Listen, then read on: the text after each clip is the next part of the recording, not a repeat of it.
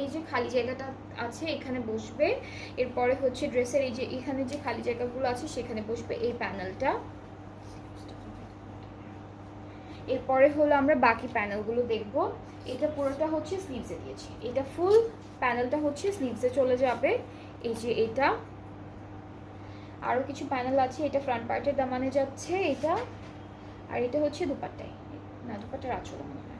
ওকে, so আমরা এখন দুপাট্টাটা দেখি। দুপাট্টা হচ্ছে এটা কিসের উপর আপু? কটন লন অর্গানজা, কিছু লেখা নেই, ওপেন টু ওপেন টু